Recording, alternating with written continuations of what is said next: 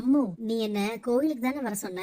நான் உனக்காக கோயில்ல காத்துட்டு இருந்தேன். நீ என்னடானா இங்க வந்துட்ட. நீ இருக்கிற இந்த வீடுதான் எனக்கு கோயில், அதனாலதான் இங்க வந்துட்டேன். சின்ன தம்பி, இவ உனக்கு ஏத்த ஜோடிதான். இவ சின்ன தம்பியை விட பயங்கரமான தில்லாலங்கடியா இருப்பா போல இருக்கே. ஆமா, என்னமோ இத அவ சொந்த வீடு மாதிரில பேசுறா.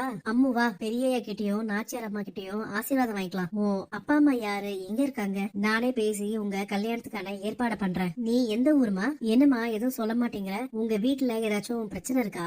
நான் சின்ன தம்பி கிட்ட கொஞ்சம் தனியா பேசணும். நான் உங்களை சின்ன வயசுல பார்த்தேன்ல, அதுக்கப்புறம் கொஞ்ச நாள் கழிச்சு நடந்த ஆக்சிடென்ட்ல நான் எல்லாரையும் இழந்துட்டேன். எனக்கும் மெமரி லாஸ் ஆயிடுச்சு. நான் ஒரு ஆசிரமத்துல தான் வளர்ந்தேன், அங்கதான் படிச்சேன். உங்களை ஒரு நாள் பார்த்ததுக்கு அப்புறம் தான் எங்கேயோ உங்களை பார்த்த மாதிரி எனக்கு ஞாபகம் வந்துச்சு. எனக்கு ரொம்ப வேண்டப்பட்டவர்னு என் உள் மனசு சொல்லிக்கிட்டே இருந்துச்சு. அன்னில இருந்து உங்களுக்கே தெரியாம நான் உங்களை ஃபாலோ பண்ணிட்டு இருக்கேன். உங்க பேர் சின்ன தம்பின்னு ஒரு கட்டத்துல எனக்கு தெரிஞ்சிருச்சு. அதுக்கப்புறம் எனக்கு நீங்க யாருன்னு அடையாளம் தெரிஞ்சிருச்சு. நீங்க என்னையே நினைச்சிட்டு இருக்கீங்கிறது நான் தெரிஞ்சுக்கிட்டேன். நானும் ஒன்ன மாதிரிதான் அம்மு. எனக்கும் யாரும் இல்ல. இவனுக்கு அம்மா இருக்கிறதா தானே சொன்னாங்க. இவன் இப்படி சொல்றான்? துளசி, எங்க போன? சின்ன தம்பியோட அம்மு வந்திருக்கா. என்ன துளசி, நீ ஷாக் ஆவன்னு பார்த்தா கேஷ்வா நிக்கிற? அம்மு ரொம்ப அழகா இருக்கா, நல்லாவும் பேசுறா. அவ உனக்கு ஒரு நல்ல சிநேகிதியா இருப்பா துளசி.